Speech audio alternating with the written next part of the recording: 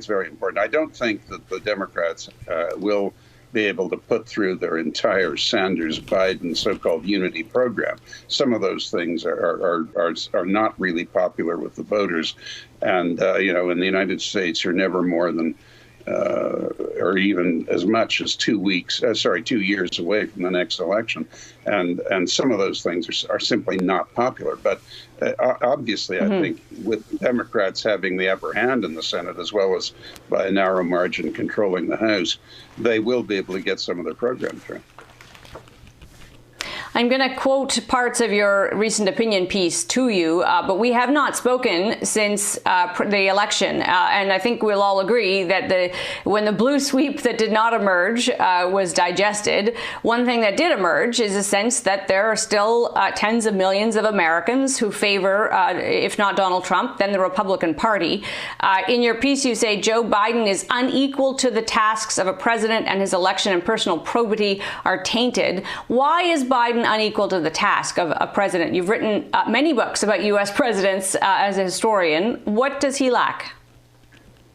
In the first place, I think there are some questions about his cognitive state. And there were many occasions, even in the extremely hesitant and tentative campaign that he personally waged, where he had great difficulties even reading a teleprompter and so on, and problems of concentration. Now, I hate to focus on things like that. I mean, we all make mistakes sometimes, verbal slips and lapses of memory.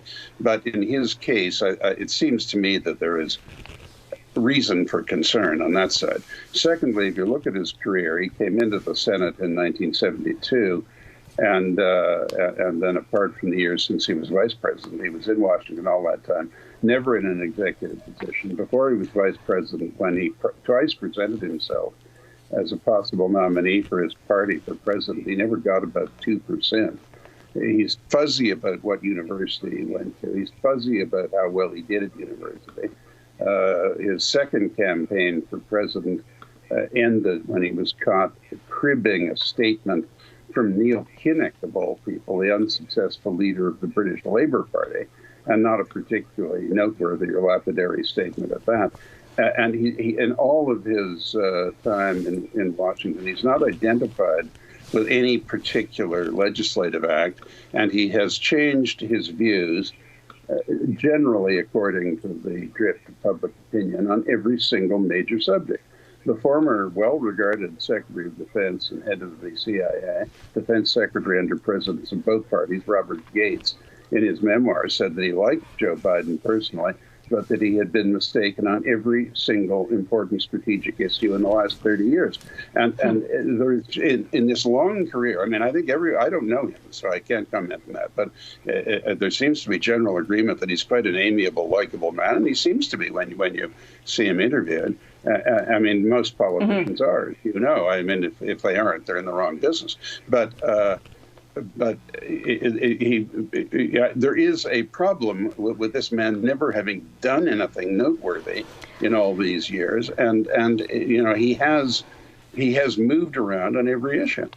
He was a man who was ostentatiously a co-religionist of ours in his views about abortion and opposed funding for abortion, and is now a champion of abortion funding and of prosecuting the Little Sisters of the Poor when they were unenthused about paying for the abortion expenses of their employees and students. I mean, I'm not getting into the abortion issue. I'm just saying that Biden has faced in all four directions on every issue.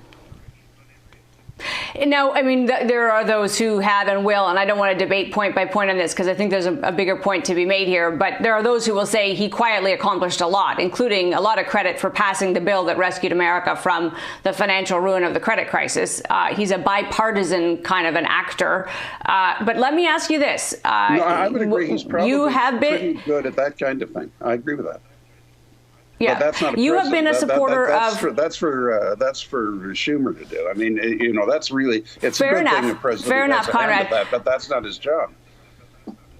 But just juxtapose that, as we do and we must, against the president that we have had. You've remained a staunch supporter of Donald Trump's, and I've been surprised by that. I've expressed this to you before, knowing you personally as I do, as somebody who treats all comers with dignity and respect, that you have stayed supportive of a man who does that to nobody.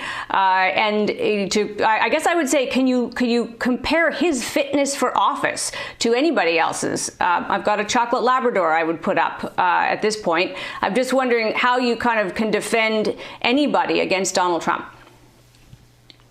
You mean how I defend Trump? Yes. Yeah, well, look, the stylistic problems are there. I don't deny them, and I wish all presidents looked and sounded like Franklin D. Roosevelt or John F. Kennedy, but casting studios don't send over the president. But how I defend him is not on those grounds at all. But I defend him as having, next to Lincoln and FDR and Mr. Nixon, the most successful first term of any president in history. I mean, for 20 years, they did none of them. Presidents, the Congress, both parties, nothing about the influx of up to 20 million illegal immigrants. He built the wall and he stopped illegal immigration. And that was an immense benefit to the lower income groups in the United States. As it took that pressure off them, and made it less of an employer's market, and we could go through these things. But he was right to pull out of the Paris Climate Agreement. He was right to make the NATO allies pay up and get serious about an alliance. He was absolutely right to try and revive, and he did revive the concept of nuclear non-proliferation in respect of North Korea and Iran. He was right to point out the Chinese challenge civilly and reasonably, but pointing out that what was going on was unacceptable, and all the rest of the world were the victims of it, but particularly the U.S. He was right in all these things, and they hadn't been done before. I mean, all we got for 20 years was a lot of claptrap of a comprehensive immigration reform. But the system was corrupted by the combination of Democrats wanting these people to get their votes, even though they're not eligible as non-citizens, didn't matter to them, and Republican employers liking the cheap labor. And so the whole government, Congress and executive were simply stalled. Now, Trump achieved a great deal, and he deserves credit for it. Unfortunately, stylistically, what attracted his followers really seriously irritated a slight majority of Americans. It's most unfortunate if you could get, but I have to add, this idea that's now slightly fashionable of Trumpism without Trump, and you referred to the non-red wave, non-blue wave, I should say, in the congressional elections across the country. Trump's policies were ratified. Just he was not ratified. Now, it's a tainted election, but still, the anti-Trump vote was a majority, and he couldn't make the pivot when he came in to stick to his program, but become a more presidential figure. Now, that's unfortunate. So I don't defend the part of him you're criticizing, but I certainly defend his record. He's in policy terms, he's been an outstanding president.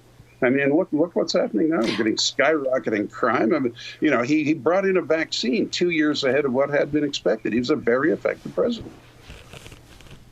I do want to ask you, because this is something else that you've written about very recently, Conrad, and it's of importance to all of our viewers, and that is what now faces Canada.